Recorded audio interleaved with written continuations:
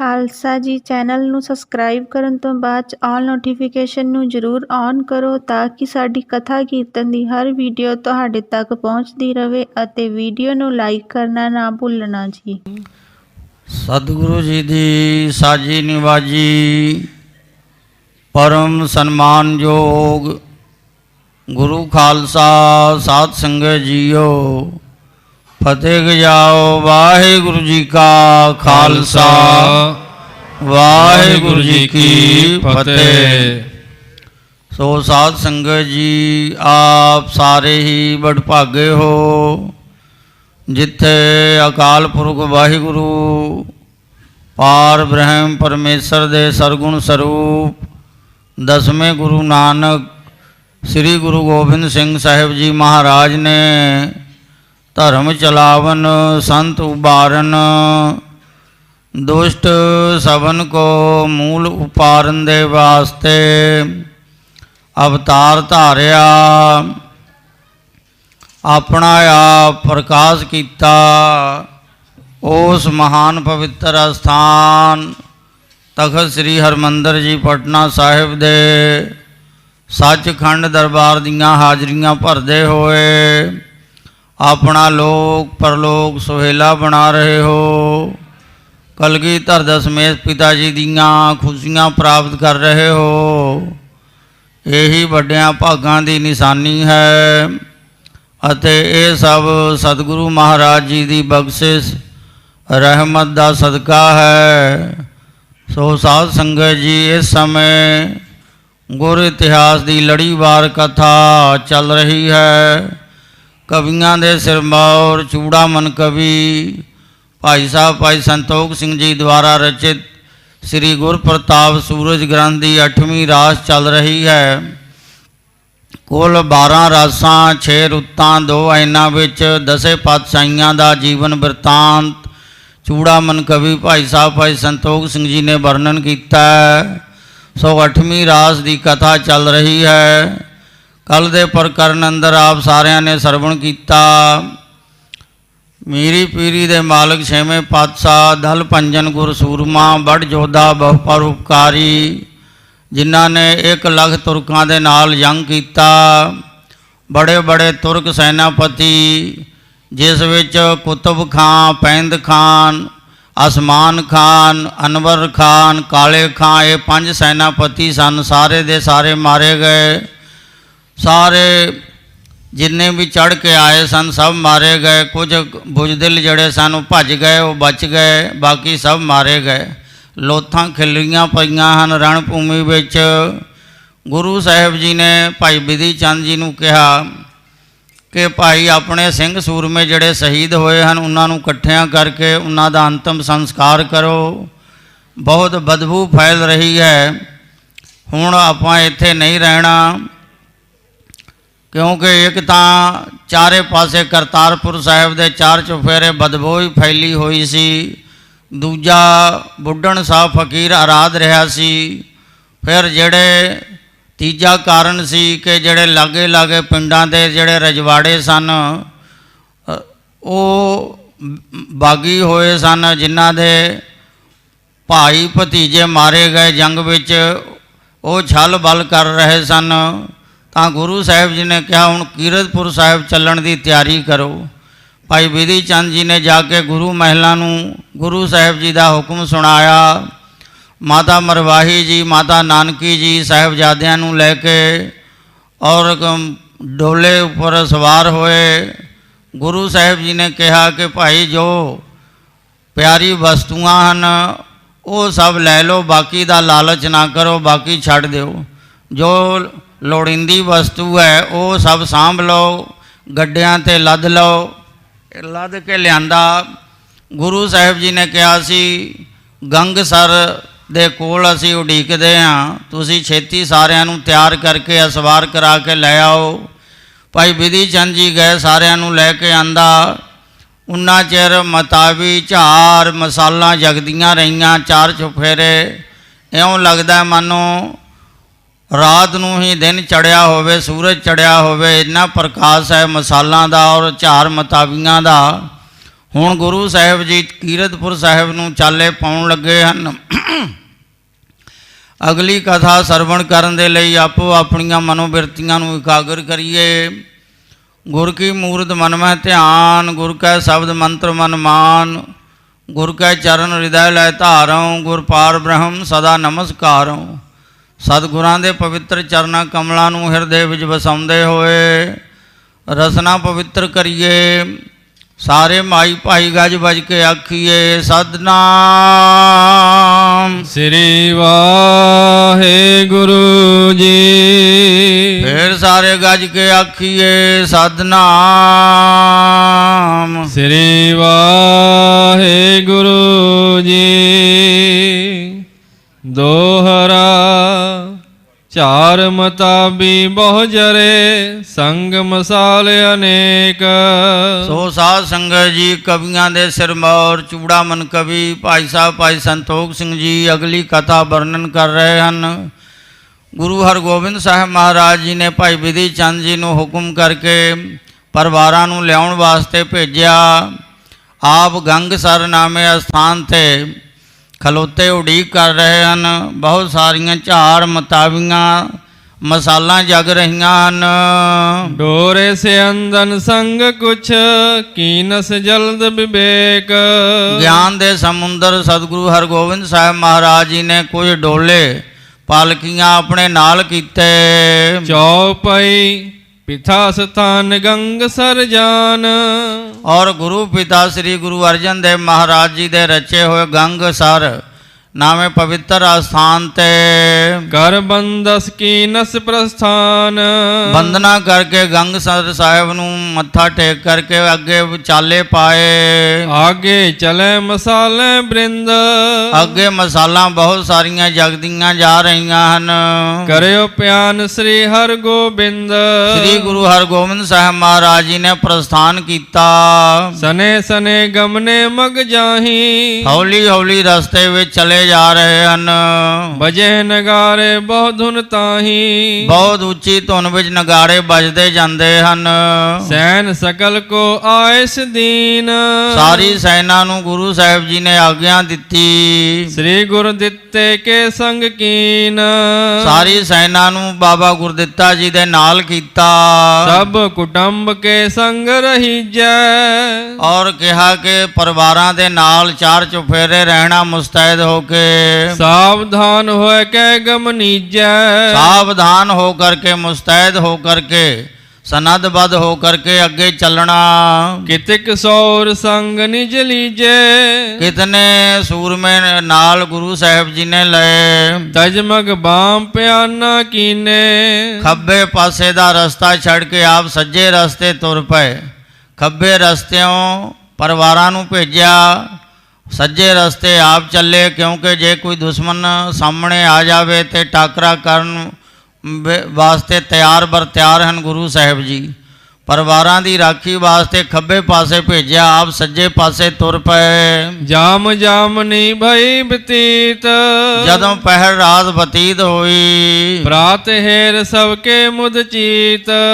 ਜਦੋਂ ਪ੍ਰਾਤಃ ਕਾਲ ਹੋਇਆ ਸਾਰਿਆਂ ਨੂੰ ਬੜੀ ਖੁਸ਼ੀ ਹੋਈ। ਅੰਤੈਪੁਰ ਸੋਚਮੂ ਵਡੇਰੀ, ਅੰਤੈਪੁਰ ਮਹਿਲਾਂ ਦੇ ਨਾਲ ਮਾਤਾ ਮਰਵਾਹੀ ਜੀ ਮਾਤਾ ਨਾਨਕੀ ਜੀ ਦੇ ਨਾਲ ਵੱਡੀ ਗਿਣਤੀ ਵਿੱਚ ਸੈਨਾ ਹੈ, ਸਿੱਖ ਸੂਰਮੇ ਹਨ। ਗਮਨ ਕਰਤ ਰਜ ਉਠਤ ਕਨੇਰੀ, ਚਲਦਿਆਂ ਔਰ ਬਹੁਤ ਰਜ ਨਾਮ ਧੂੜੀ ਉੱਡਦੀ ਹੈ। ਸੁਧੇ ਪੰਥ ਚਲੇ ਸਭ ਜਾਈ, ਸਾਰੇ ਹੀ ਸਿੱਧੇ ਰਸਤੇ ਚਲੇ ਜਾ ਰਹੇ ਹਨ। ਗ੍ਰਾਮ ਨਗਰ ਉਲੰਗਤ ਸਮੁਦਾਈ, ਸਾਰੇ ਪਿੰਡਾਂ ਨਗਰਾਂ ਨੂੰ ਲੰਘ ਕੇ ਅੱਗੇ ਜਾ ਰਹੇ ਹਨ। ਦਿਸਾ ਦਾਹਿਨੀ ਸਤਿਗੁਰ ਜਾਤੇ, ਸੱਜੇ ਪਾਸੇ ਗੁਰੂ ਹਰਗੋਬਿੰਦ ਸਾਹਿਬ ਮਹਾਰਾਜ ਸਿੱਖ ਸੂਰਮਿਆਂ ਦੇ ਨਾਲ ਜਾ ਰਹੇ ਹਨ। ਕਰਤ ਜੁੱਧ ਕੀ ਬਹੁ ਵਿਧ ਬਾਤੇ, ਜੰਗ ਜੋਧ ਦੀਆਂ ਗੱਲਾਂ ਬਾਤਾਂ ਕਰਦੇ ਜਾ ਰਹੇ ਹਨ।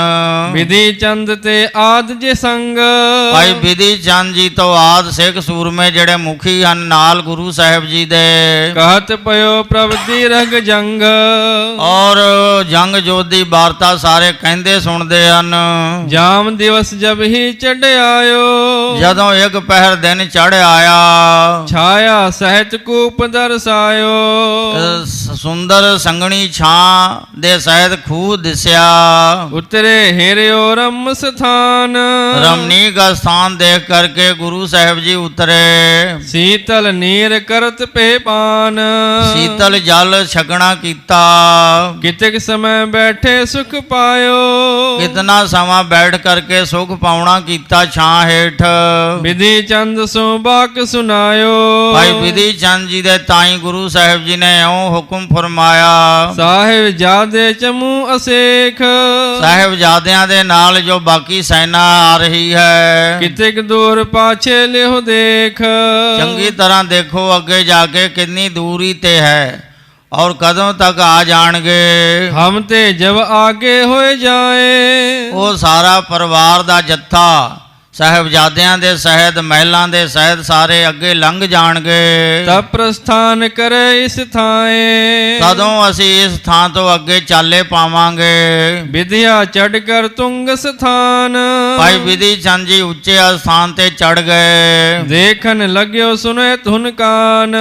ਔਰ ਉੱਚੇ ਚੜ ਕਰਕੇ ਔਰ ਨਗਾੜੇ ਦੀ ਆਵਾਜ਼ ਸੁਣਨ ਲੱਗੇ। ਕਿਤਕ ਦੂਰ ਆਗੇ ਚਲ ਗਏ, ਕੁਝ ਜਦੋਂ ਸੁਣਾਈ ਨਹੀਂ ਪਈ ਤੇ ਅੱਗੇ ਕੁਝ ਦੂਰ ਚਲੇ ਗਏ। ਬਜਤ ਨਿਸ਼ਾਨ ਤਬੈ ਸੁਨ ਲਏ, ਜਦੋਂ ਕੁਝ ਅੱਗੇ ਗਏ ਨਗਾੜੇ ਵੱਜਣ ਦੀ ਧੁਨੀ ਸੁਣਾਈ ਦਿੱਤੀ। ਸਵਾ ਜਾਮ ਦਿਨ ਚੜਿਓ ਨਿਹਾਰਾ, ਸਵਾ ਪਹਿਰ ਦਿਨ ਚੜਿਆ ਦੇਖਿਆ।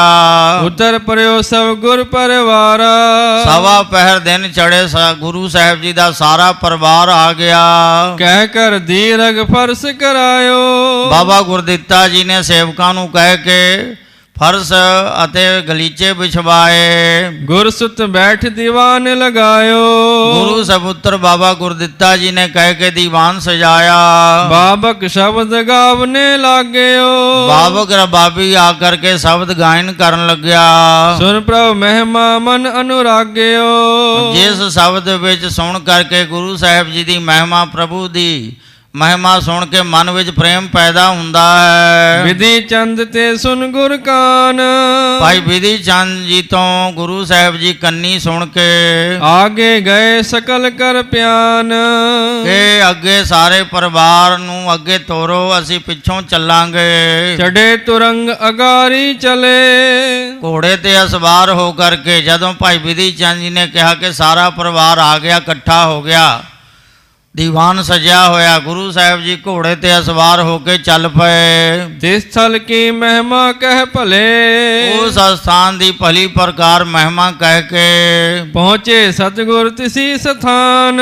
ਸਤਿਗੁਰੂ ਹਰਗੋਬਿੰਦ ਸਾਹਿਬ ਮਹਾਰਾਜ ਉਸ ਸਥਾਨ ਤੇ ਪੁੱਜੇ। ਦੇਖਿਓ ਆਗੇ ਲਗਿਓ ਦੀਵਾਨ, ਗੁਰੂ ਪਾਤਸ਼ਾਹ ਜੀ ਨੇ ਦੇਖਿਆ ਅੱਗੇ ਦੀਵਾਨ ਲੱਗਿਆ ਹੋਇਆ ਹੈ। ਗਾਵਤ ਸ਼ਬਦ ਸੁਨਤ ਸੁਤ ਸਾਰੇ, ਔਰ ਰਬਾਬੀ ਸ਼ਬਦ ਗਾਇਨ ਕਰ ਰਹੇ ਹਨ, ਸਰੋਤੇ ਸਿੰਘ ਸੂਰਮੇ ਸਭ ਸਰਵਣ ਕਰ ਰਹੇ ਹਨ।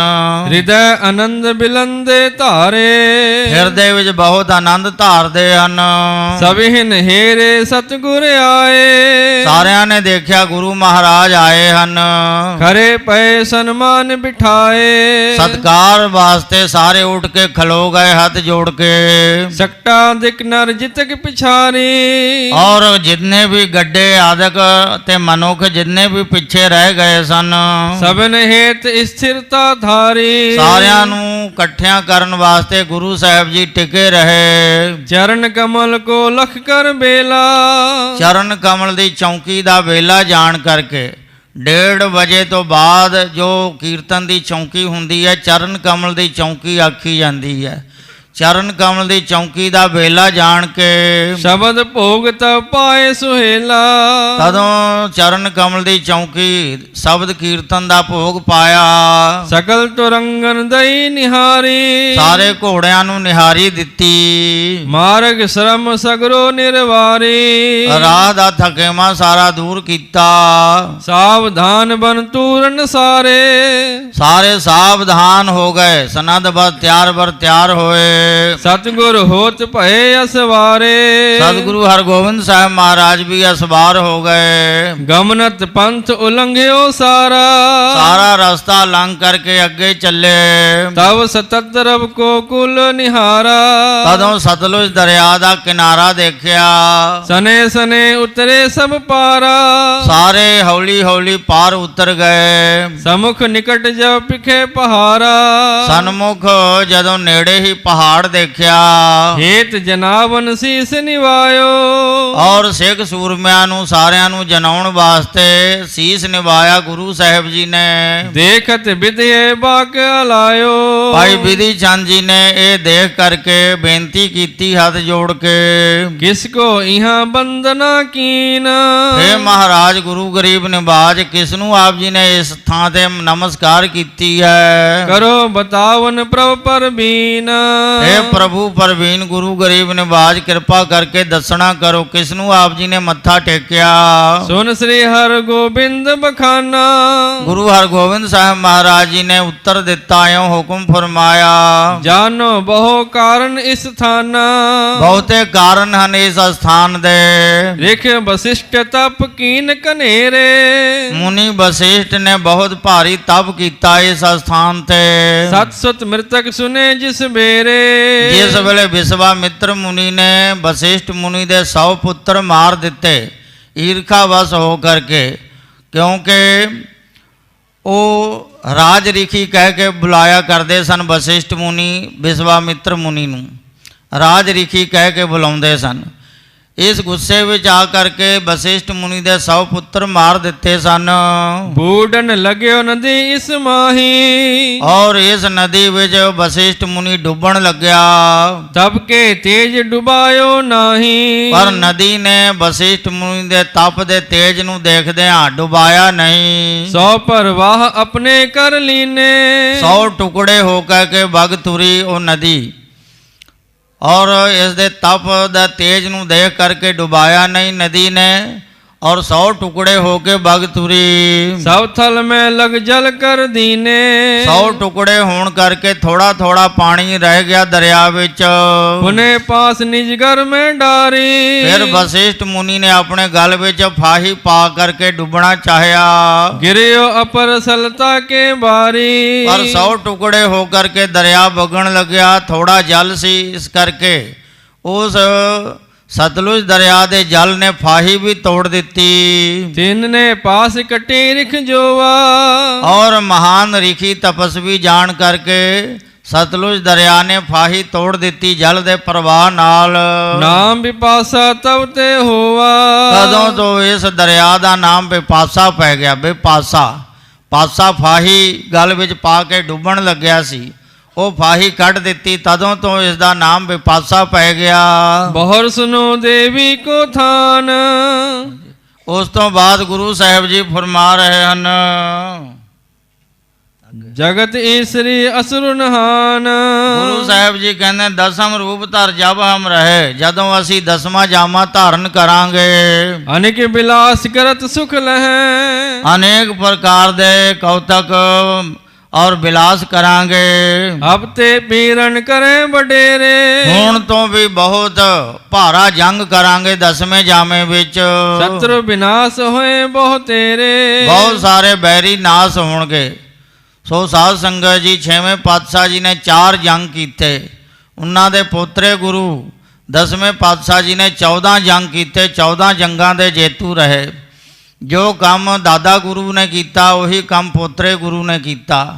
ਜੇਕਰ ਸ੍ਰੀ ਗੁਰੂ ਅਰਜਨ ਦੇਵ ਪਾਤਸ਼ਾਹ ਜੀ ਨੇ ਤੱਤੀ ਤਵੀ ਤੇ ਬੈਠ ਕੇ ਔਰ ਸ਼ਹੀਦੀ ਦਾ ਜਾਮ ਪੀਤਾ, ਉਹਨਾਂ ਦੇ ਪੋਤਰੇ ਗੁਰੂ ਤੇਗ ਬਹਾਦਰ ਸਾਹਿਬ ਮਹਾਰਾਜ ਜੀ ਨੇ ਸ਼ਹੀਦੀ ਦਾ ਜਾਮ ਪੀਤਾ, ਸੀਸ ਕੁਰਬਾਨ ਕੀਤਾ। ਜੇਕਰ ਦਾਦਾ ਗੁਰੂ ਸ੍ਰੀ ਗੁਰੂ ਹਰਗੋਬਿੰਦ ਸਾਹਿਬ ਮਹਾਰਾਜ ਜੀ ਨੇ 4 ਜੰਗ ਕੀਤੇ, ਉਹਨਾਂ ਦੇ ਪੋਤਰੇ ਗੁਰੂ ਸ੍ਰੀ ਗੁਰੂ ਗੋਬਿੰਦ ਸਿੰਘ ਸਾਹਿਬ ਮਹਾਰਾਜ ਜੀ ਨੇ 14 ਜੰਗ ਕੀਤੇ। ਪਿਉ ਦਾਦੇ ਜੇਵਿਆ ਪੋਤਾ ਪਰਵਾਨ, ਗੁਰਬਾਣੀ ਦੀ ਪੰਕਤੀ ਹੈ। ਸੋ ਇਸ ਤਰ੍ਹਾਂ ਗੁਰੂ ਸਾਹਿਬ ਜੀ ਭਵਿੱਖ ਬਾਣੀ ਕਰ ਰਹੇ ਹਨ। 10ਵੇਂ ਜਾਮੇ ਵਿੱਚ ਬਹੁਤ ਭਾਰੀ ਜੰਗ ਮਚਾਵਾਂਗੇ, ਬਹੁਤ ਸਾਰੇ ਤੁਰਕਾਂ ਦਾ, ਦੁਸ਼ਮਨਾਂ ਦਾ, ਬੈਰੀਆਂ ਦਾ ਨਾਸ਼ ਕਰਾਂਗੇ। ਸਿਰਜੈ ਪੰਥ ਬੈਠ ਹਮ ਇਹਾਂ, ਇਸ ਸਥਾਨ ਤੇ ਬੈਠ ਕੇ ਅਸੀਂ ਖਾਲਸਾ ਪੰਥ ਦੀ ਸਿਰਜਣਾ ਕਰਾਂਗੇ ਸਤਲੁਜ ਦਰਿਆ ਦੇ ਕਿਨਾਰੇ। ਜਿਸ ਕੋ ਤੇਜ ਵਧੇ ਜਗ ਮਹਾਂ, ਔਰ ਜਿਸ ਖਾਲਸਾ ਪੰਥ ਦਾ ਜਗਤ ਵਿੱਚ ਬਹੁਤ ਤੇਜ ਪ੍ਰਤਾਪ ਵਧੇਗਾ। ਤੁਰਕਨ ਕੋ ਕਰ ਕੇ ਸੰਘਾਰ, ਸਾਰੇ ਤੁਰਕਾਂ ਦਾ ਸੰਘਾਰ ਕਰਕੇ ਕਰੇ ਰਾਜ ਵੱਡ ਧਰਾ ਸੰਭਾਰ। ਔਰ ਖਾਲਸਿਆਂ ਨੂੰ ਰਾਜ ਭਾਗ ਬਖਸ਼ਾਂਗੇ।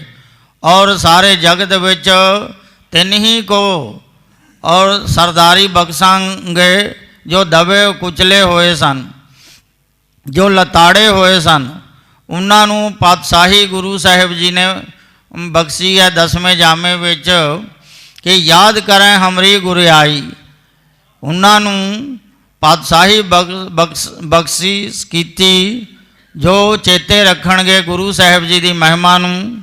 ਇਹ ਭਵਿੱਖ ਬਾਣੀ ਕਥਨ ਕਰ ਰਹੇ ਹਨ। ਇਤਿਆਦਿਕ ਬੋ ਗਾਥ ਸੁਨਾਈ, ਛੇਵੇਂ ਪਾਤਸ਼ਾਹ ਜੀ ਨੇ ਇਤਿਆਦਿਕ ਹੋਰ ਗਾਥਾ ਸੁਣਾਈ। ਮਾਰਗ ਚਲਤ ਗੁਰੂ ਸਮੁਦਾਈ, ਔਰ ਸੁਖਦਾਤੇ ਗੁਰੂ ਸਾਹਿਬ ਜੀ ਰਸਤੇ ਚਲੇ ਜਾ ਰਹੇ ਹਨ। ਤਬ ਲੋ ਦੋਏ ਕੱਟੀ ਦਿਨ ਰਹਿਓ, ਤਦੋਂ ਤੱਕ 2 ਘੜੀਆਂ ਦਿਨ ਬਾਕੀ ਰਿਹਾ। ਦੋਏ ਕੋਸ ਕੀਰਤਪੁਰ ਲਹਿਓ, ਉਥੋਂ ਜੋ 2 ਘੜੀਆਂ ਦਿਨ ਬਾਕੀ ਰਿਹਾ ਤੇ 2 ਕੋਹਾਂ ਤੇ ਕੀਰਤਪੁਰ ਸਾਹਿਬ ਨਿਗਾਹ ਆਇਆ। ਵਿਧੀ ਚੰਦ ਨੇ ਪਕੜਿਓ ਘੋਰਾ, ਆਈ ਵਿਧੀ ਚੰਦ ਜੀ ਨੇ ਘੋੜਾ ਫੜਿਆ ਹੋਇਆ ਹੈ। ਕਰਤ ਭਇਓ ਰੁਖ ਸੋ ਜਲ ਓਰਾ, ਔਰ ਉਸ ਘੋੜੇ ਨੇ, ਗੁਰੂ ਸਾਹਿਬ ਜੀ ਦੇ ਘੋੜੇ ਨੇ ਜਲ ਦੀ ਤਰਫ ਰੁਖ ਕੀਤਾ। ਲੇਕਿਨ ਆਗੇ ਪਾਨ ਕਰਾਵਾ, ਭਾਈ ਵਿਧੀ ਚੰਦ ਜੀ ਨੇ ਗੁਰੂ ਸਾਹਿਬ ਜੀ ਦੇ ਘੋੜੇ ਨੂੰ ਜਲ ਪਿਲਾਇਆ। ਨਿਰਮਲ ਨੀਰ ਅਚਿਓ ਮਨ ਭਾਵਾ, ਮਨ ਭਾਉਂਦਾ ਜਲ ਛਕਿਆ ਉਸ ਘੋੜੇ ਨੇ। ਕਰਤ ਪਾਨ ਕੋ ਹੈ ਗਿਰ ਪਰਿਓ, ਔਰ ਜਲ ਪੀ ਕਰਕੇ ਉਹ ਘੋੜਾ ਡਿੱਗ ਪਿਆ। ਹੇਰਤ ਖਰੇ ਤੁਰਤ ਹੀ ਮਰਿਓ, ਦੇਖਦਿਆਂ ਦੇਖਦਿਆਂ ਉਹ ਘੋੜਾ ਛੇਤੀ ਮਰ ਕੇ ਡਿੱਗ ਪਿਆ। ਰਣ ਮੇ ਲਗੇ ਘਾਵਗਨ ਭਾਰੇ, ਉਸ ਘੋੜੇ ਦੇ ਅਣਗਿਣਤ ਜ਼ਖਮ ਲੱਗੇ ਸਨ ਰਣ ਭੂਮੀ ਵਿੱਚ। ਗੁਰ ਪਹੁੰਚਾਵਨ ਹੇਤ ਜਿਵਾਰੇ, ਉਹ ਘੋੜਾ ਗੁਰੂ ਸਾਹਿਬ ਜੀ ਦਾ, ਗੁਰੂ ਸਾਹਿਬ ਜੀ ਨੂੰ ਪਹੁੰਚਾਉਣ ਵਾਸਤੇ ਹੁਣ ਤੱਕ ਜਿਉਂਦਾ ਰਿਹਾ ਸੀ, ਨਹੀਂ ਤਾਂ ਕਦੋਂ ਦਾ ਮਰ ਗਿਆ ਹੁੰਦਾ।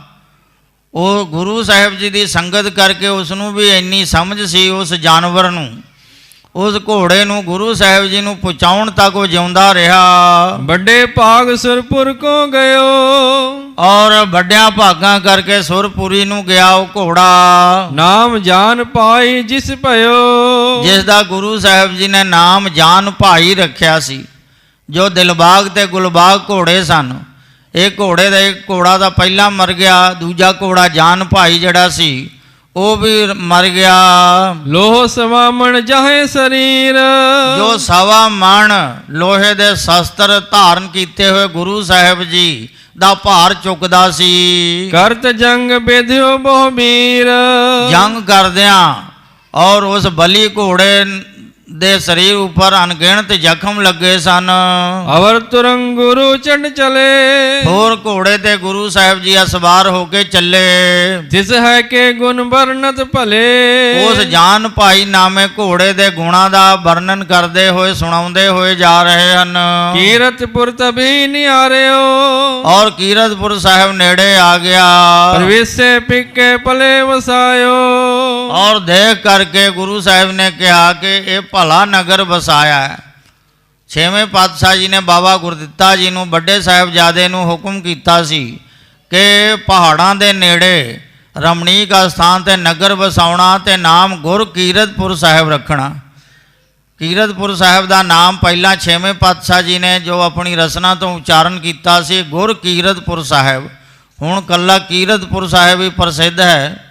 ਸੋ ਭਲੇ ਬਸਾਇਓ, ਇਹ ਭਲਾ ਨਗਰ, ਸੁੰਦਰ ਨਗਰ ਵਸਾਇਆ ਹੈ। ਬੁੱਢਣ ਸਾਹੋ ਨਿਕਟ ਚਲ ਗਏ, ਪਹਾੜਾਂ ਦੇ ਉੱਪਰ ਤਪ ਕਰਨ ਵਾਲੇ ਬੁੱਢਣ ਸਾਹ ਦੇ ਕੋਲ ਗੁਰੂ ਸਾਹਿਬ ਜੀ ਚੱਲ ਕੇ ਗਏ। ਬੈਠਿਓ ਜਹਾਂ ਸਮਾਧੀ ਕਏ, ਜਿੱਥੇ ਸਮਾਧੀ ਲੀਨ ਬੁੱਢਣ ਸਾਹਿਬ ਬੈਠਾ ਸੀ। ਸਿਮਰਤ ਸ੍ਰੀ ਹਰਗੋਬਿੰਦ ਰੂਪ, ਸ੍ਰੀ ਗੁਰੂ ਹਰਗੋਬਿੰਦ ਸਾਹਿਬ ਮਹਾਰਾਜ ਦਾ ਸਰੂਪ ਹਿਰਦੇ ਵਿੱਚ ਵਸਾ ਕੇ ਆਰਾਧ ਰਿਹਾ ਸੀ। ਦੇਹ ਦਰਸ਼ਨ ਅਬ ਆਨੇ ਅਨੂਪ, ਇਹ ਉਪਮਾ ਤੋਂ ਰਹਿਤ ਗੁਰੂ ਗਰੀਬ ਨਿਵਾਜ ਕਿਰਪਾ ਕਰਕੇ ਆਣ ਕੇ ਦਰਸ਼ਨ ਦੇਵੋ। ਕਹਿਓ ਆਏ ਮੈਂ ਹਰਗੋਬਿੰਦ, ਅੰਤਰਜਾਮੀ ਸਤਿਗੁਰੂ ਹਰਗੋਬਿੰਦ ਸਾਹਿਬ ਮਹਾਰਾਜ ਨੇ ਆਵਾਜ਼ ਦਿੱਤੀ ਕਿ ਬੁੱਢਣ ਸਾਹਿਬ ਜੀ ਅਸੀਂ ਆ ਗਏ ਹਾਂ। ਫੋਲ ਬਿਲੋਕੋ ਚਖ ਅਰਬਿੰਦ, ਨੇਤਰ ਖੋਲ ਕੇ ਦਰਸ਼ਨ ਕਰੋ। ਦੇਹੋ ਦਰਸ਼ਨਿ ਬਾਕ ਸੁਨਾਏ, ਔਰ ਦੇਹੋ ਦਰਸ਼ਨ ਆਪਾਂ ਜਦੋਂ ਇੱਛਾ ਧਾਰੀ ਹੋਈ ਸੀ ਕਿ ਛੇਤੀ ਆ ਕੇ ਸਾਨੂੰ ਦਰਸ਼ਨ ਦਿਓ। ਗੁਰੂ ਸਾਹਿਬ ਨੇ ਕਿਹਾ ਸੀ ਆ ਗਏ ਹਨ, ਅੱਖਾਂ ਖੋਲ ਕੇ ਦਰਸ਼ਨ ਕਰੋ। ਜਬ ਇਹੋ ਕਾਨ ਪਰੀ ਧੁਨ ਜਾਏ, ਗੁਰੂ ਸਾਹਿਬ ਜੀ ਦੀ ਆਵਾਜ਼ ਜਦੋਂ ਬੁੱਢਣ ਸਾਹ ਦੇ ਕੰਨਾਂ 'ਚ ਪਈ, ਅਧਿਕ ਅਨੰਤੇ ਨੈਣ ਉਗਾਰੇ, ਬੜੇ ਆਨੰਦ ਦੇ ਸਹਿਤ ਹੋ ਕਰਕੇ ਨੇਤਰ ਖੋਲੇ, ਪਰਿਓ ਚਰਨ ਜਸ ਰੁਚਿਰ ਉਚਾਰੇ, ਔਰ ਚਰਨਾਂ ਤੇ ਢਹਿ ਪਿਆ, ਚਰਨ ਫੜ ਲਏ ਤੇ ਗੁਰੂ ਸਾਹਿਬ ਜੀ ਦਾ ਜਸ ਉਚਾਰਨ ਕਰਨ ਲੱਗਿਆ। ਨਮੋ ਨਮੋ ਤੁਮਕੋ ਜਗ ਸੁਆਮੀ, ਇਹ ਜਗਤ ਦੇ ਮਾਲਕ ਆਪ ਜੀ ਨੂੰ ਨਮਸਕਾਰ ਹੈ, ਨਮਸਕਾਰ ਹੈ। ਨਮੋ ਨਮੋ ਪ੍ਰਭ ਅੰਤਰ ਜਾਮੀ, ਇਹ ਅੰਤਰਜਾਮੀ ਪ੍ਰਭੂ ਗੁਰੂ ਗਰੀਬ ਨਿਵਾਜ ਮੇਰੀ ਨਮਸਕਾਰ ਹੈ, ਨਮਸਕਾਰ ਹੈ। ਨਮੋ ਨਮੋ ਗਨ ਤੁਰਕਨ ਹਰਤਾ, ਆਪ ਜੀ ਜੋ ਤੁਰਕਾਂ ਦੇ ਵਿਨਾਸ਼ ਕਰਤਾ ਹੋ, ਆਪ ਜੀ ਨੂੰ ਨਮਸਕਾਰ ਹੈ, ਨਮਸਕਾਰ ਹੈ। ਨਮੋ ਨਮੋ ਉਜਲ ਜਸ ਕਰਤਾ, ਔਰ ਉਜਲ ਨਿਰਮਲ ਜਸ ਵਾਲੇ ਹੈ ਗੁਰੂ ਗਰੀਬ ਨਿਵਾਜ ਆਪ ਜੀ ਨੂੰ ਨਮਸਕਾਰ ਹੈ, ਨਮਸਕਾਰ ਹੈ। ਸਚਦਾਨੰਦ ਸਰੂਪ ਤੁਮਾਰਾ, ਆਪ ਜੀ ਦਾ ਸਰੂਪ ਸਤ ਚੇਤ ਆਨੰਦ ਸਰੂਪ ਹੈ। ਮੱਛ ਕੱਛ ਬਾਵਨ ਤਨ ਧਾਰਾ, ਮੱਝ ਕੱਛ ਬਰਾਹ ਰੂਪ ਆਪ ਜੀ ਨੇ ਧਾਰਨ ਕੀਤਾ। ਸੂਕਰ ਸ੍ਰੀ ਹਰ ਨਰਸਿੰਘ ਬਨਿਓ, ਔਰ ਸੂਰ ਦਾ ਰੂਪ ਧਾਰਿਆ, ਸੂਰ ਦਾ ਰੂਪ ਧਾਰ ਕਰਕੇ ਹਰਨ ਕਸ਼ਪ ਦਾ ਵਿਨਾਸ਼ ਕੀਤਾ। ਜੋ ਹਰਨਾਕਸ਼ ਦਾ ਵੱਡਾ ਭਰਾ ਸੀ ਹਰਨ ਕਸ਼ਪ ਤੇ ਹਰਨਾਕਸ਼ ਦੋ ਭਰਾ ਸਨ। ਦੋਨਾਂ ਅਵਤਾਰਾਂ ਨੇ, ਇੱਕ ਦਾ ਨਰਸਿੰਘ ਅਵਤਾਰ ਨੇ ਹਰਨਾਕਸ਼ ਦਾ ਖਾਤਮਾ ਕੀਤਾ। ਹਰਨਾਕਸ਼ ਦੁਸ਼ਟ ਹਰ ਮਾਰਿਆ, ਪ੍ਰਹਿਲਾਦ ਤਰਾਇਆ। ਹਰਨ ਕਸ਼ਪ ਨੇ ਜਦੋਂ ਬਰਮਾ ਵੇਦਾਂ ਨੂੰ ਪੜ੍ਹਦਾ ਸੌਂ ਗਿਆ, ਚਾਰੇ ਵੇਦ ਚੁੱਕ ਕੇ ਲਿਆਇਆ ਹਰਨ ਕਸ਼ਪ ਤੇ ਧਰਤੀ ਨੂੰ ਚੁੱਕ ਕੇ ਰਸਾਤਲ ਵਿੱਚ ਲੈ ਗਿਆ। ਸੱਤ ਪਤਾਲ ਮੰਨੇ ਹਨ, ਅਤਲ, ਸੁਤਲ, ਬੇਤਲ, ਤਲਾਤਲ, ਰਸਾਤਲ, ਮਹਾਤਲ ਤੇ ਪਾਤਾਲ। 6ਵੇਂ ਨੰਬਰ ਤੇ ਰਸਾਤਲ ਹੈ। 6ਵੇਂ ਨੰਬਰ ਤੇ ਰਸਾਤਲ ਵਿੱਚ ਧਰਤੀ ਨੂੰ ਲੈ ਗਿਆ ਤੇ ਬਰਮਾ ਦੇ ਚਾਰੇ ਵੇਦ ਗੰਦਗੀ ਦੇ ਢੇਰ ਤੇ ਰੱਖ ਦਿੱਤੇ। ਉਸ ਵੇਲੇ ਸੂਰ ਰੂਪ ਧਾਰਨ ਕੀਤਾ ਭਗਵਾਨ ਨੇ।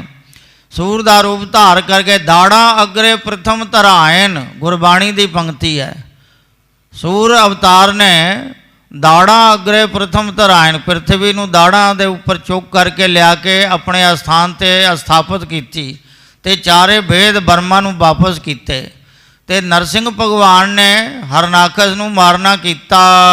ਰਾਮਚੰਦ ਸ੍ਰੀ ਕ੍ਰਿਸ਼ਨ ਬਨੇ ਹੋ, ਆਪ ਹੀ ਤ੍ਰੇਤੇ ਯੁਗ ਵਿੱਚ ਰਾਮਚੰਦਰ ਬਨੇ ਹੋ, ਦੁਆਪਰ ਵਿੱਚ ਕ੍ਰਿਸ਼ਨ ਰੂਪ ਹੋਏ ਹੋ। ਸ੍ਰੀ ਨਾਨਕ ਸ੍ਰੀ ਅੰਗਦ ਅਮਰ, ਔਰ ਕਲਯੁਗ ਦੇ ਵਿੱਚ ਸ੍ਰੀ ਗੁਰੂ ਨਾਨਕ, ਸ੍ਰੀ ਗੁਰੂ ਅੰਗਦ, ਅਮਰਦਾਸ 10 ਪਾਤਸ਼ਾਹੀਆਂ ਰੂਪ ਹੋਏ ਹੋ।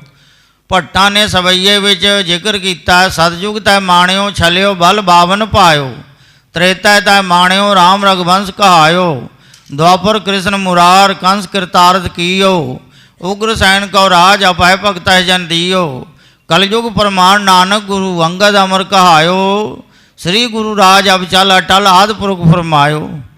ਸੋ ਹੈ ਸਤਿਗੁਰੂ ਹਰਗੋਬਿੰਦ ਸਾਹਿਬ ਮਹਾਰਾਜ ਆਪ ਜੀ ਨੇ ਸਤਯੁਗ ਦੇ ਵਿੱਚ 52 ਅਵਤਾਰ ਧਾਰਿਆ ਸੀ। ਤ੍ਰੇਤੇ ਵਿੱਚ ਰਾਮਚੰਦਰ, ਦੁਆਪਰ ਵਿੱਚ ਕ੍ਰਿਸ਼ਨ, ਕਲਯੁਗ ਦੇ ਵਿੱਚ ਗੁਰੂ ਨਾਨਕ ਰੂਪ ਪ੍ਰਗਟ ਹੋਏ ਹੋ। ਰਾਮ ਗੁਰੂ ਅਰਜਨ ਰਚ ਸਮਰ, ਫਿਰ ਅਮਰਦਾਸ ਰਾਮਦਾਸ ਸ੍ਰੀ ਗੁਰੂ ਅਰਜਨ ਦੇਵ ਰੂਪ ਆਪ ਹੀ ਹੋਏ ਹੋ। ਫਿਰ 6ਵਾਂ ਸਰੂਪ ਧਾਰਨ ਕੀਤਾ ਆਪ ਜੀ ਨੇ।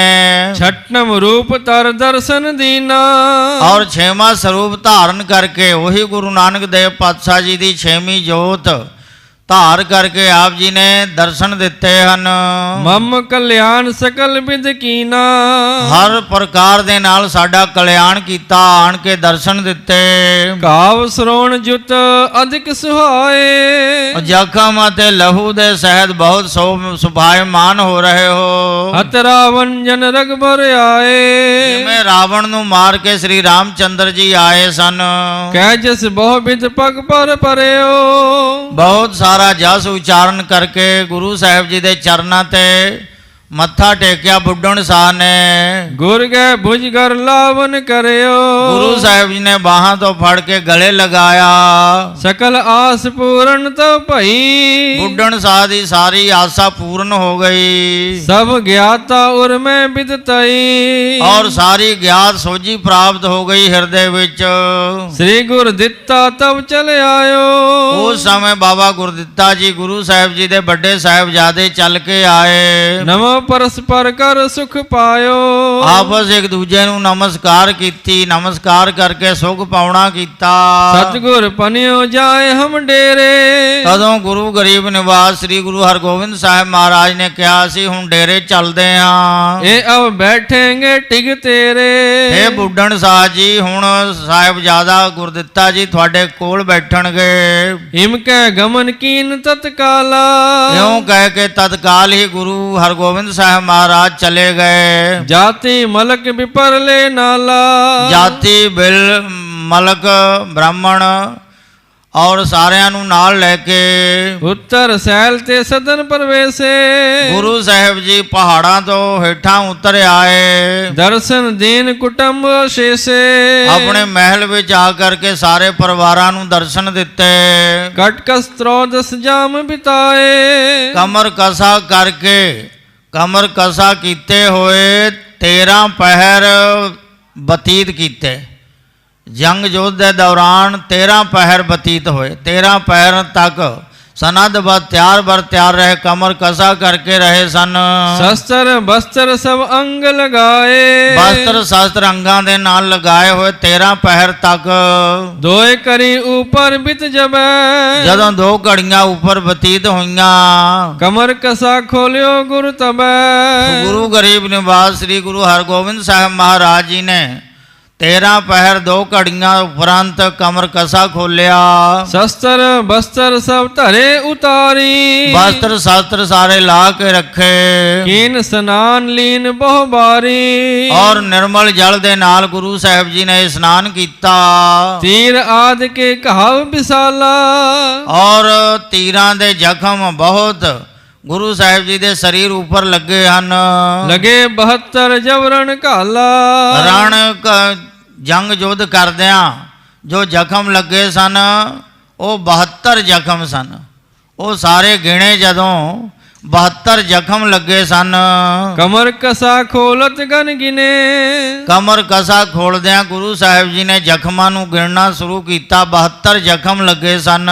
ਸੁਣ ਸਭ ਬਿਸਮੇ ਸੇਵਕ ਭਨੇ। ਸਾਰੇ ਸੇਵਕ ਸੁਣ ਕੇ ਬੜੇ ਹੈਰਾਨ ਹੋਏ। 72 ਜ਼ਖਮ ਲੱਗਣ ਦੇ ਬਾਵਜੂਦ ਵੀ ਗੁਰੂ ਸਾਹਿਬ ਜੀ ਨੇ ਸੀ ਨਹੀਂ ਉਚਾਰੀ। ਚਤੁਰ ਘਟੀ ਜਬ ਜਾਮਨ ਗਈ। ਜਦੋਂ 4 ਪਹਿਰ ਰਾਤ ਬਤੀਤ ਹੋ ਗਈ। ਕਰ ਭੋਜਨ ਦ੍ਰਿਗ ਨਿੰਦਰਾ ਲਈ। 4 ਘੜੀਆਂ ਜਦੋਂ ਰਾਤ ਬਤੀਤ ਹੋਈ 4 ਘੜੀਆਂ ਬਤੀਤ ਹੋਈ ਸਾਰਿਆਂ ਨੇ ਅੰਨ ਜਲ ਛਕਿਆ ਤੇ ਨਿੰਦਰਾ ਬਸ ਹੋਏ। ਅਪਰ ਸਰਬ ਹੀ ਕਰ ਕਰ ਖਾਨ। ਹੋਰ ਸਾਰੇ ਸਿੱਖ ਸੂਰਮਿਆਂ ਨੇ ਵੀ ਭੋਜਨ ਪ੍ਰਸਾਦਾ ਛਕਿਆ। ਸੁਪਤ ਪਏ ਕਰ ਚਿੰਤਾ ਹਾਨ। ਚਿੰਤਾ ਨੂੰ ਦੂਰ ਕਰਕੇ ਨਿਸ਼ਚਿੰਤ ਹੋ ਕਰਕੇ ਸਾਰੇ ਵਿਸਰਾਮ ਕਰਨ ਲੱਗੇ। ਉਤ ਬੁੱਢਣ ਟਿਕ ਬਾਬਾ ਥਿਰੇ। ਉਧਰ ਬੁੱਢਣ ਸਾਹਿਬ ਫਕੀਰ ਦੇ ਕੋਲ ਪਹਾੜਾਂ ਦੇ ਉੱਪਰ ਬਾਬਾ ਗੁਰਦਿੱਤਾ ਜੀ ਟਿਕੇ ਹੋਏ ਹਨ। ਭਗਤ ਗਿਆਨ ਕੀ ਚਰਚਾ ਕਰੇ। ਭਗਤੀ ਅਤੇ ਗਿਆਨ ਦੀ ਚਰਚਾ ਕਰ ਰਹੇ ਹਨ ਆਪਸ ਵਿੱਚ। ਸਤਿਗੁਰ ਕੇ ਗੁਣ ਵਰਨਤ ਰਹੇ। ਸਤਿਗੁਰਾਂ ਦੇ ਗੁਣਾਂ ਦਾ ਵਰਣਨ ਕਰਦੇ ਰਹੇ ਬੁੱਢਣ ਸਾਹਿਬ ਜੀ। ਜਿਨ ਕੋ ਸੁਣ ਸਿੱਖ ਦੁਰਮਤ ਦਹੇ। ਜਿਸ ਗੁਰੂ ਸਾਹਿਬ ਜੀ ਦੀ ਮਹਿਮਾ ਨੂੰ ਸੁਣ ਕੇ ਸਿੱਖਾਂ ਦੇ ਖੋਟੀ ਮਤ ਨਿਵਰਤ ਹੁੰਦੀ ਹੈ। ਸ੍ਰੀ ਗੁਰ ਦਿੱਤੇ ਸੰਗ ਉਚਾਰਾ। ਬਾਬਾ ਗੁਰਦਿੱਤਾ ਜੀ ਦੇ ਤਾਈ ਬੁੱਢਣ ਸਾਹਿਬ ਨੇ ਇਉਂ ਕਹਿਆ। ਜਿਸ ਛਿਨ ਛੂਟੇ ਸਰੀਰ ਤੁਮਾਰਾ।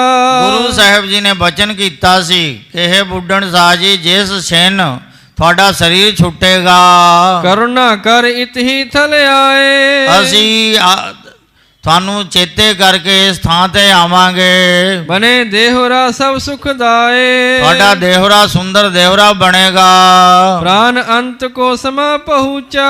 ਸਾਡੇ ਪ੍ਰਾਣਾਂ ਦੇ ਅੰਤ ਦਾ ਸਮਾਂ ਪਹੁੰਚ ਗਿਆ ਹੈ। ਪਾਇਓ ਗੁਰ ਦਰਸ਼ਨ ਚਿਤ ਰੂਚਾ। ਔਰ ਚਿਤ ਵਿੱਚ ਚਾਹੁੰਦਾ ਸੀ ਕਿ ਅੰਤਮ ਸਮੇਂ ਸਰੀਰ ਤਿਆਗਣ ਲੱਗਿਆ ਗੁਰੂ ਸਾਹਿਬ ਜੀ ਸਾਡੇ ਕੋਲ ਹੋਣ। ਗੁਰੂ ਸਾਹਿਬ ਜੀ ਦੇ ਦਰਸ਼ਨ ਕਰਕੇ ਮੈਂ ਸਰੀਰ ਤਿਆਗਾਂ। कहत सुनत इस भांत सुबानी, ਇਸ ਪ੍ਰਕਾਰ ਕਹਿੰਦਿਆਂ ਸੁਣਦਿਆਂ तीन जाम तब निशा बिहानी। 3 ਪਹਿਰ ਰਾਤ ਬਤੀਤ ਹੋ ਗਈ। गुरु आराधन के है तत्पर, ਗੁਰੂ ਸਾਹਿਬ ਜੀ ਨੂੰ ਆਰਾਧਨ ਲੱਗਿਆ ਤਤਪਰ ਹੋ ਕੇ ਬੁੱਢਣ ਸਾਹਿਬ। महातापसी बैस बड़ी धर, और बहुत बड़ी उम्र है। बुढ़न साहब फकीर की उम्र 500 साल है, बड़ी उम्र है, बड़ा महान तपस्वी है, धीरजवान है। दोहरा श्री गुरु हर गोबिंद जी कीनो सोच स्नान। इधर श्री गुरु हरगोबिंद साहब महाराज जी ने सौच क्रिया शोध के स्नान किया। पहुंचे बुढ़न साटिग भगत आपनो जान। अपना प्यारा भगत जान के स्नान पान करके तैयार होके गुरु हरगोबिंद साहब महाराज पहाड़ों के ऊपर बुढ़न साहब फकीर कोले पहुंच गए। चौपाई देखत बंदे पद अरबिंदा, और देख करके बुढ़न साहब फकीर ने चरना कमला ते मत्था टेकिया।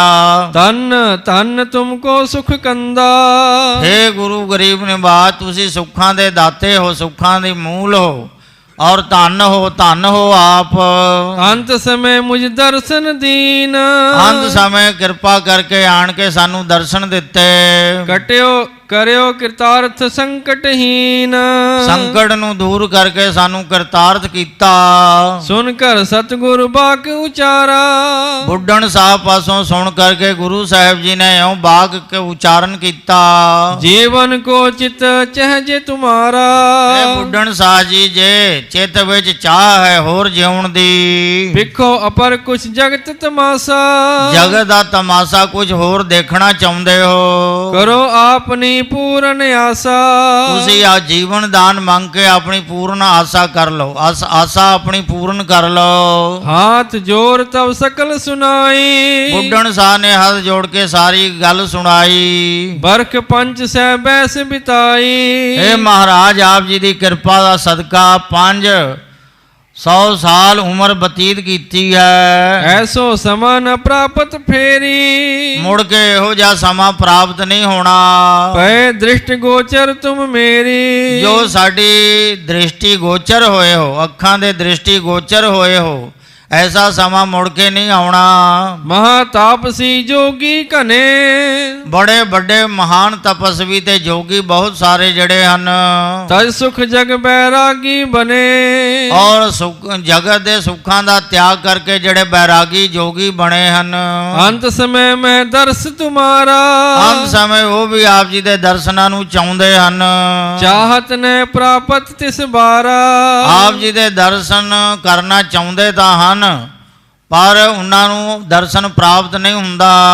नेत नेत जिस वेद पुकारे, वेदां ने भी जिस नू नेत नेत कहा, नेत नेत कथंत वेदा, वेदां ने भी बेअंत बेअंत कहा है। शेख शारदा पाए न पारे, शेख नाग ते शारदा सुरस्ती जिस दा अंत नहीं पा सकते। सो तुम निकट भाग बड़ मेरे। ऐसे बेअंत स्वरूप अकाल पुरख वाहिगुरु दे सरगुण स्वरूप आप मेरे कोल आए हो। इमके बंधन कर तिस बेरे, यों कह के दोने हाथ जोड़ के वंदना कीती बुढ़न शाह ने। अपनी तल में पौढ़न कीन, और पहाड़ां दे ऊपर समतल स्थान थे, जिथे बराबर स्थान है, पदरे स्थान थे, और लेट गए। भौतक तत्छिन तज दीन, 5 भूतक शरीर तत्छिन त्याग दिता बुढ़न शाह जी ने। जिम गज सुफूल माल को डारे, जिमें हाथी अपने गल विच पाई माला नू सिट दिंदा है। बिन संकट तिम तजो सुखारे, बिना संकट तो बिना दुख तो सुखैन ही शरीर त्याग दिता। जिमें सप कुंज छड़ दिंदा कोई पीड़ा नहीं हुंदी, जिमें हाथी दे गल विच कोई माला पा देवे माला सिट दिंदा है, कोई हरक सोग नहीं। इस तरह ਜਿਹੜੇ ਬ੍ਰਹਮ ਗਿਆਨੀ ਮਹਾਪੁਰਖ ਹੁੰਦੇ ਹਨ, ਤਪਸਵੀ ਹੁੰਦੇ ਹਨ, ਜਿਨ੍ਹਾਂ ਨੂੰ ਇੱਛਾ ਮ੍ਰਿਤੂ ਦਾ ਵਰਦਾਨ ਪ੍ਰਾਪਤ ਹੁੰਦਾ ਹੈ। ਉਹ ਸੁਖੈਣੀ ਸਰੀਰ ਤਿਆਗ ਦਿੰਦੇ ਹਨ ਭੀਸ਼ਮ ਪਿਤਾਮਾ ਵਾਂਗੂ। ਸਤਿਗੁਰ ਬਿਖੈ ਲੀਨ ਹੋਏ ਗਇਓ, ਬੁੱਢਣ ਸਾਹ ਸਰੀਰ ਤਿਆਗ ਕੇ ਗੁਰੂ ਗੋਰ ਵਿੱਚ ਸਮਾ ਗਿਆ। ਪੁਨ ਬਾਬਕ ਤੇ ਪਹੁੰਚਤ ਭਇਓ, ਨਾ ਬਾਬਕ ਰਬਾਬੀ ਪਹੁੰਚਦਾ ਪਿਆ। ਆਸਾ ਵਾਰ ਗਾਏ ਬੋਕੀਨ, ਅੰਮ੍ਰਿਤ ਵੇਲੇ ਆਸਾ ਜੀ ਦੀ ਵਾਰ ਸ਼ਬਦ ਗਾਇਨ ਕਰਨ ਲੱਗਿਆ।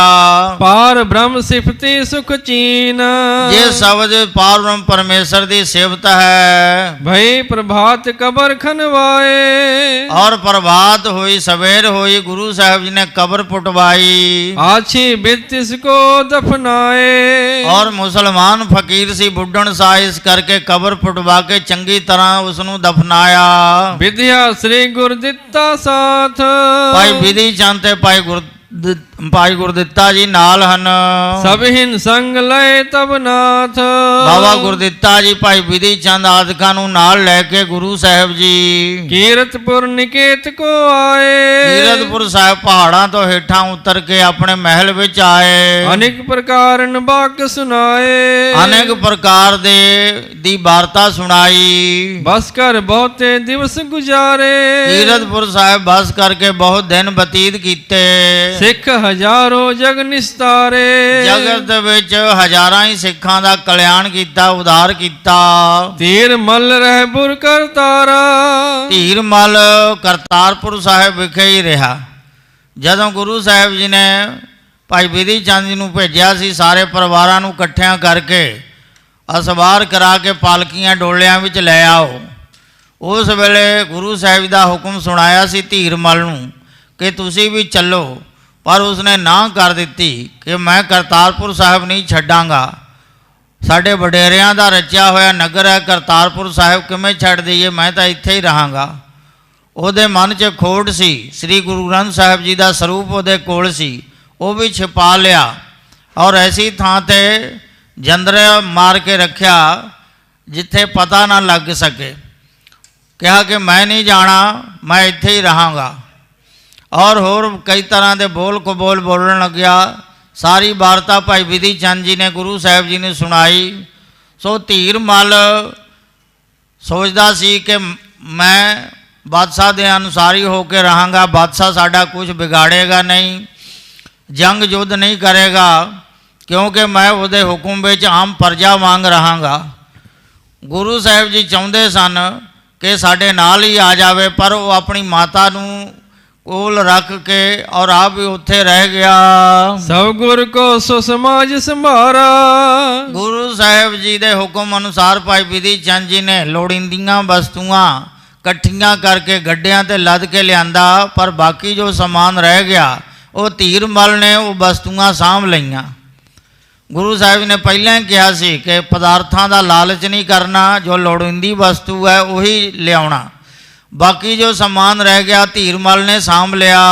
ਡਰ ਤਰ ਤੁਰ ਕੇਸਰ ਕੋ ਮਨ ਮੈਂ, ਮਨ ਵਿੱਚ ਤੁਰਕੇਸਰ ਦਾ ਡਰ ਧਾਰ ਕੇ ਬਾਤੀ ਲਿਖਤ ਪਇਓ ਤਿਸ ਛਿਨ ਮੈਂ, ਉਸ ਛਿਨ ਧੀਰ ਮਲ ਨੇ ਤੁਰਕੇਸਰ ਸ਼ਾਹਜਹਾਂ ਵੱਲ ਚਿੱਠੀ ਭੇਜੀ। ਹਮ ਹਮੇਸ਼ ਹਜਰਤ ਅਨੁਸਾਰੀ, ਮੈਂ ਹਜ਼ਰਤ ਸ਼ਾਹਜਹਾਂ ਹੈ ਜਹਾਂ ਪਨਾਹ ਆਪ ਜੀ ਦੇ ਅਨੁਸਾਰੀ ਹੋ ਕੇ ਰਹਾਂਗਾ। ਜਥਾ ਅਪਰ ਖਲਕਤ ਹੈ ਸਾਰੀ, ਜਿਵੇਂ ਸਾਰੀ ਖਲਕਤ ਰਹਿੰਦੀ ਹੈ, ਸਾਰੀ ਪ੍ਰਜਾ ਰਹਿੰਦੀ ਹੈ, ਉਵੇਂ ਮੈਂ ਰਹਾਂਗਾ। ਪਠਿਓ ਦੂਤ ਲਪੁਰ ਕੋ ਧਾਇਓ, ਇੱਕ ਦੂਤ ਭੇਜਿਆ, ਉਹ ਲਾਹੌਰ ਸ਼ਹਿਰ ਵੱਲ ਦੌੜ ਕੇ ਗਿਆ।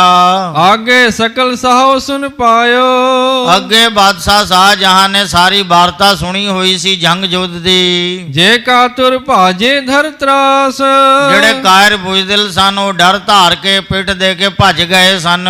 ਕਹਿਓ ਜਾਏ ਕਾਲੇ ਖਾਨਾਸ, ਦੂਤ ਨੇ ਜਾ ਕੇ ਦੱਸਿਆ ਸੀ ਕਾਲੇ ਖਾਂ ਸੈਨਾਪਤੀ ਮਾਰਿਆ ਗਿਆ, ਸਾਰੇ ਮਾਰੇ ਗਏ। ਕੁਤਬਾ ਪੈਂਦ ਖਾਨ ਅਸਮਾਨ, ਕੁਤਬ ਖਾਂ ਪੈਂਦੇ ਖਾਨ ਅਸਮਾਨ ਖਾਨ, ਪੈਂਦੇ ਖਾਂ ਦਾ ਜਵਾਈ ਸੀ ਅਸਮਾਨ ਖਾਨ। ਇਹ ਸਾਰੇ ਮਾਰੇ ਗਏ। ਅਨਵਰ ਸਹਿਤ ਚਮੂ ਸਭ ਹਾਨ, ਅਨਵਰ ਖਾਂ ਦੇ ਸਹਿਤ ਸਾਰੀ ਸੈਨਾ ਮਾਰੀ ਗਈ। ਸੁਨਤ ਸਹਾਇ ਦਹਿਲਿਓ ਬਿਸਮਾਨਿਓ, ਇਹ ਸੁਣ ਕਰਕੇ ਸ਼ਾਹਜਹਾਂ ਬਾਦਸ਼ਾਹ ਬੜਾ ਹੈਰਾਨ ਹੋਇਆ। ਖਾਂ ਵਜ਼ੀਰ ਕੇ ਸੰਗ ਬਖਾਨਿਓ, ਵਜ਼ੀਰ ਖਾਂ ਦੇ ਨਾਲ ਇਉਂ ਕਹਿਣ ਲੱਗਿਆ, ਹੋਤ ਅਚੰਬਾ ਮਮ ਉਰਮਾਹੀ, ਮੇਰੇ ਹਿਰਦੇ ਵਿੱਚ ਬੜੀ ਹੈਰਾਨੀ ਹੋ ਰਹੀ ਹੈ। ਵਜ਼ੀਰ ਖਾਂ ਜੋ ਵਜ਼ੀਰ ਸੀ, ਨਾਮ ਵੀ ਵਜ਼ੀਰ ਖਾਂ ਸੀ, ਜੋ ਪੰਚਮ ਪਾਤਸ਼ਾਹ ਜੀ ਦਾ ਅਨੰਦ ਸੇਵਕ ਸਿੱਖ ਹੋਇਆ, ਸਿੱਖੀ ਧਾਰਨ ਕੀਤੀ ਪੰਚਮ ਪਾਤਸ਼ਾਹ ਜੀ ਪਾਸੋਂ ਚਰਨ ਪਾਹੁਲ ਲੈ ਕਰਕੇ। ਜਦੋਂ ਜਲੋਦਰ ਰੋਗ ਉਹਦਾ ਠੀਕ ਹੋਇਆ ਸੀ ਗੁਰੂ ਕਿਰਪਾ ਸਦਕਾ, ਇਸ ਕਰਕੇ ਗੁਰੂ ਘਰ ਦੀ ਮਹਿਮਾ ਨੂੰ ਬਖੂਬੀ ਜਾਣਦਾ ਸੀ। ਸੇ ਉਸ ਵਜ਼ੀਰ ਖਾਂ ਦੇ ਤਾਈ ਸ਼ਾਹਜਹਾਂ ਕਹਿੰਦਾ, ਮੇਰੇ ਦਿਲ ਵਿੱਚ ਬੜੀ ਹੈਰਾਨੀ ਹੋ ਰਹੀ ਹੈ। ਕਾਰਜ ਸਰਿਓ ਨ ਕੁਛ ਦਲ ਪਾਹੀ, ਸਾਡੇ ਦਲ ਪਾਸੋਂ ਕੋਈ ਕੰਮ ਨਹੀਂ ਸਰਿਆ। ਪੁਛਕ ਊਨ 1 ਲੱਖ ਪਠਾਏ, ਕੁਝ ਘੱਟ ਗਿਣਤੀ ਵਿੱਚ 1 ਲੱਖ ਸੈਨਾ ਭੇਜੀ ਸੀ। ਸੋ ਗੁਰ ਰਣ ਕਰ ਛਿਤ ਸਪਤਾਏ, ਉਹ ਗੁਰੂ ਸਾਹਿਬ ਜੀ ਨੇ ਜੰਗ ਯੁੱਧ ਕਰਕੇ ਸਾਰੇ ਰਣ ਭੂਮੀ ਵਿੱਚ ਸਮਾ ਦਿੱਤੇ, ਸਦਾ ਦੀ ਨੀਂਦ ਸਮਾ ਦਿੱਤੇ। ਦਲ ਕੋ ਬਲ ਕੋ ਕਰ ਹੰਕਾਰ, ਸਾਡੀ ਤੁਰਕ ਸੈਨਾ ਦਲ ਬਲ ਦਾ ਹੰਕਾਰ ਕਰਕੇ ਗਏ ਜੰਗ ਕੋ ਪਾਏ ਸਹਾਰ, ਜੰਗ ਕਰਨ ਲਈ ਗਏ ਪਰ ਹਾਰ ਕੇ ਆ ਗਏ। ਸੁਨ ਕਰ ਖਾਂ ਵਜ਼ੀਰ ਤਮ ਬੋਲਾ, ਇਹ ਸੁਣ ਕੇ ਤਦੋਂ ਵਜ਼ੀਰ ਖਾਂ ਬੋਲਿਆ, ਹਜ਼ਰਤ ਜੀ ਰਾਵਰ ਚਿਤ ਡੋਲਾ, ਹੈ ਹਜ਼ਰਤ ਜੀ ਬਾਦਸ਼ਾਹ ਸਲਾਮਤ, ਤੁਹਾਡਾ ਚਿੱਤ ਡੋਲ ਗਿਆ। ਉਤੇ ਸਾਹੋ ਜੀ ਵੱਡੇ ਤੁਮਾਰੇ, ਜਿਵੇਂ ਤੁਹਾਡੇ ਵੱਡੇ ਵਡੇਰੇ ਹੋਏ ਹਨ। ਸੇਵਤ ਗੁਰ ਪਗ ਸਿਜਦਾ ਧਾਰੇ, ਉਹ ਗੁਰੂ ਚਰਨਾਂ ਤੇ ਨਮਸਕਾਰ ਕਰਿਆ ਕਰਦੇ ਸਨ, ਸਿਜਦਾ ਕਰਦੇ ਸਨ। ਕਰ ਪ੍ਰਸੰਨ ਵਰ ਸਭ ਨੇ ਪਾਏ, ਤੁਹਾਡੇ ਵੱਡੇ ਵਡੇਰਿਆਂ ਨੇ ਗੁਰੂ ਸਾਹਿਬ ਜੀ ਨੂੰ ਪ੍ਰਸੰਨ ਕਰਕੇ ਵਰਦਾਨ ਪਾਏ। ਸਕਲ ਸਮਾਜ ਲਏ ਮਨ ਭਾਏ, ਸਾਰਾ ਸਾਜੋ ਸਮਾਜ ਰਾਗ ਭਾਗ ਸਭ ਲੈਣਾ ਕੀਤਾ। ਸ੍ਰੀ ਨਾਨਕ ਸੰਗ ਬਾਬਰ ਮੇਲਾ, ਸ੍ਰੀ ਗੁਰੂ ਨਾਨਕ ਦੇਵ ਮਹਾਰਾਜ ਜੀ ਦੇ ਨਾਲ ਤੁਹਾਡਾ ਸਭ ਤੋਂ ਵੱਡਾ ਵਡੇਰਾ ਜਿਹੜਾ ਬਾਬਰ ਮਿਲਿਆ ਸੀ। ਰਾਜ ਤੇਜ ਬਰਲੀਨ ਸੁਹੇਲਾ, ਸਦ ਪੀੜੀਆਂ ਰਾਜ ਕਰੋਗੇ ਦਾ ਵਰਦਾਨ ਪ੍ਰਾਪਤ ਕੀਤਾ ਸੀ। ਸਾਹੋ ਹਮਾਯੂ ਜਬੇ ਨਿਕਾਸਾ, ਜਦੋਂ ਦੂਜੀ ਪੀੜੀ ਵੇਲੇ ਹੁਮਾਯੂ ਬਾਦਸ਼ਾਹ ਨੂੰ, ਬਾਬਰ ਦਾ ਲੜਕਾ ਹੁਮਾਯੂ, ਜਿਸ ਨੂੰ ਸ਼ੇਰ ਸ਼ਾਹ ਸੂਰੀ ਨੇ ਹਰਾ ਕੇ ਭਜਾ ਦਿੱਤਾ ਸੀ, ਪਹੁੰਚਿਓ ਸ੍ਰੀ ਅੰਗਦ ਕੇ ਪਾਸਾ, ਹੁਮਾਯੂ ਬਾਦਸ਼ਾਹ ਹਾਰ ਖਾ ਕਰਕੇ ਖੰਡੂਰ ਸਾਹਿਬ ਸ੍ਰੀ ਗੁਰੂ ਅੰਗਦ ਦੇਵ ਪਾਤਸ਼ਾਹ ਜੀ ਦੇ ਕੋਲ ਗਿਆ। ਤਿਨ ਕੇ ਬਰਲੇ ਕਰ ਪਤਸ਼ਾਹੀ, ਔਰ ਉਹਨਾਂ ਤੋਂ ਵਰਦਾਨ ਲੈ ਕੇ ਹੁਮਾਯੂ ਬਾਦਸ਼ਾਹ ਨੇ ਪੁਨः ਪਾਤਸ਼ਾਹੀ ਹਾਸਲ ਕੀਤੀ। ਉਹ ਜਦੋਂ ਖੰਡੂਰ ਸਾਹਿਬ ਪਹੁੰਚਿਆ, ਗੁਰੂ ਅੰਗਦ ਦੇਵ ਜੀ ਮਹਾਰਾਜ ਬੱਚਿਆਂ ਦੇ ਨਾਲ ਖੇਡ ਰਹੇ ਸਨ, ਪਰਚੇ ਹੋਏ ਸਨ। ਨਜ਼ਰ ਅੰਦਾਜ਼ ਕਰ ਦਿੱਤਾ, ਘੋੜੇ ਤੇ ਸਵਾਰ ਉਡੀਕਦਾ ਰਿਹਾ ਕਿ ਹੁਣ ਵੀ ਸਾਡੀ ਤਰਫ ਦੇਖਣ ਤੇ ਮੈਂ ਬੇਨਤੀ ਕਰਾਂ, ਪਰ ਗੁਰੂ ਸਾਹਿਬ ਜੀ ਨੇ ਨਹੀਂ ਦੇਖਿਆ। ਗੁੱਸੇ ਵਿੱਚ ਆ ਕੇ ਹੁਮਾਯੂ ਬਾਦਸ਼ਾਹ ਨੇ ਮਿਆਨ ਚੋਂ ਤਲਵਾਰ ਕੱਢ ਲਈ। ਅਜੇ ਤਲਵਾਰ ਦੀ ਮੁੱਠ ਤੇ ਹੱਥ ਹੀ ਪਾਇਆ ਸੀ ਕਿ ਹੱਥ ਜੁੜ ਗਿਆ। ਗੁਰੂ ਸਾਹਿਬ ਜੀ ਨੇ ਦੇਖਿਆ ਔਰ ਮੁਸਕਰਾ ਕੇ ਕਿਹਾ, ਐ ਹੁਮਾਯੂ ਬਾਦਸ਼ਾਹ, ਜਦੋਂ ਸ਼ੇਰ ਸ਼ਾਹ ਸੂਰੀ ਤੇਰੇ ਮਗਰ ਲੱਗਿਆ ਸੀ ਉਸ ਵੇਲੇ ਤਲਵਾਰ ਤੇਰੀ ਕਿੱਥੇ ਸੀ? ਹੁਣ ਪੀਰਾਂ ਫਕੀਰਾਂ ਤੇ ਤਲਵਾਰ ਕੱਢਣ ਲੱਗਿਆ। ਬੜਾ ਸ਼ਰਮਿੰਦਾ ਹੋਇਆ। ਕਿਹਾ ਮਹਾਰਾਜ, ਤੁਹਾਡੇ ਵੱਡੇ ਗੁਰੂ ਸਾਹਿਬ ਜੀ ਨੇ ਮੇਰੇ ਪਿਤਾ ਬਾਬਰ ਨੂੰ ਸਦ ਪੀੜੀਆਂ ਰਾਜ ਕਰੋਗੇ ਦਾ ਵਰਦਾਨ ਦਿੱਤਾ ਸੀ। ਹੁਣ ਦੂਜੀ ਪੀੜੀ ਵੇਲੇ ਹੀ ਰਾਜ ਭਾਗ ਖੁੱਸ ਗਿਆ, ਕਿਰਪਾ ਕਰੋ ਰਾਜ ਭਾਗ ਪ੍ਰਾਪਤ ਹੋ ਜਾਏ। ਕਿਹਾ ਰਾਜ ਭਾਗ ਤਾਂ ਹੁਣੇ ਪ੍ਰਾਪਤ ਹੋ ਜਾਣਾ ਸੀ, ਪਰ ਤੂੰ ਗੁਸਤਾਖੀ ਕੀਤੀ, ਤਲਵਾਰ ਕੱਢੀ, ਇਸ ਲਈ ਹੁਣ ਸਮਾਂ ਤੂੰ ਸ਼ਰਨ ਵਿੱਚ ਆਇਆ ਹੈ, ਸਮਾਂ ਪਾ ਕੇ ਤੈਨੂੰ ਪੁਨः ਰਾਜ ਭਾਗ ਮਿਲ ਜਾਏਗਾ। ਤਾਂ ਹੁਮਾਯੂ ਬਾਦਸ਼ਾਹ ਉੱਥੋਂ ਨਮਸਕਾਰ ਕਰਕੇ ਚਲਾ ਗਿਆ। ਕਰੀਬਨ 15 ਸਾਲ ਈਰਾਨ, ਇਰਾਕ, ਅਫਗਾਨਿਸਤਾਨ ਇਹਨਾਂ ਦੇਸ਼ਾਂ ਵਿੱਚ 15 ਸਾਲ ਬਤੀਤ ਕੀਤੇ। 15 ਸਾਲ ਫਿਰਦਾ ਰਿਹਾ। ਫਿਰ ਸੈਨਾ ਇਕੱਠੀ ਕਰਕੇ ਹਿੰਦੁਸਤਾਨ ਦੇ ਉੱਪਰ ਚੜ੍ਹਾਈ ਕੀਤੀ, ਸ਼ੇਰ ਸ਼ਾਹ ਸੂਰੀ ਨੂੰ ਹਰਾਇਆ, ਫਿਰ ਦਿੱਲੀ ਦੇ ਤਖਤ ਤੇ ਕਾਬਜ ਹੋਇਆ। ਸੋ ਵਜ਼ੀਰ ਖਾਂ ਸੁਣਾ ਰਿਹਾ ਕਿ ਹੈ ਬਾਦਸ਼ਾਹ ਸਲਾਮਤ, ਤੁਹਾਡੇ ਵਡੇਰਿਆਂ ਨੇ